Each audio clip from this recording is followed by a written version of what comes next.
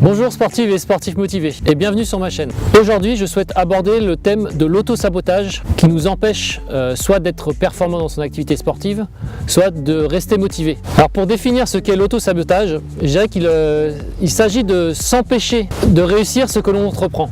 Alors que ce soit de façon consciente ou inconsciente, on peut dire que c'est quelque chose qui nous empêche d'atteindre nos objectifs. Alors les raisons de s'auto-saboter sont multiples. On peut dire qu'elles reposent sur nos peurs. Ça peut être la peur d'être rejeté, la peur de ne plus être aimé, la peur de l'échec, ou bien encore la peur de la réussite. Alors cela va se traduire par des comportements, des attitudes et des habitudes qui vont justement à l'encontre de notre réussite. Alors question, pourquoi s'auto-saboter si ça va justement à l'encontre de notre réussite? Alors notre auto-sabotage provient de notre ego qui a comme plus grande peur le changement. Il est habitué à son mode de vie et à ses routines et il estime qu'en restant dans ce schéma de vie, il nous protège et nous garde en sécurité. Alors prenons deux exemples. Le premier exemple concerne la volonté de rester motivé dans sa pratique sportive avec pour objectif un bien-être global.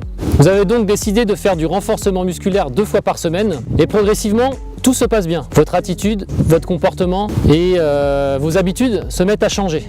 C'est là que l'ego entre en jeu. Par peur de tous ces changements, il va se mettre en alerte et va commencer son travail de sabotage. Il va commencer à vous dire « c'est trop dur ». Ou bien encore, tu n'y arriveras pas. Et progressivement, si vous écoutez cette petite voix, vous allez finir par soit abandonner, soit diminuer votre pratique sportive. Alors, deuxième exemple, vous voulez être plus performant dans votre activité sportive et vous faites de l'aviron depuis de nombreuses années et vous souhaitez être sur le podium dans la prochaine compétition régionale. Cela demande beaucoup de sacrifices et vous devez augmenter le nombre d'entraînements que vous faites. Alors, au départ, tout se passe bien, mais c'est à ce moment-là que votre ego va rentrer en jeu. Il va commencer à vous répéter, tu perds ton temps, tu n'es pas à la hauteur. Ou bien encore, tu as mieux à faire. Et si vous écoutez cette voix, l'abandon se rapproche. Alors quelle est la solution? La solution est de chercher votre façon de vous saboter. Je vous invite à reprendre vos anciens échecs sportifs et à observer comment vous avez réagi et qu'est-ce qui vous a fait justement abandonner ou qu'est-ce qui vous a fait perdre de l'énergie.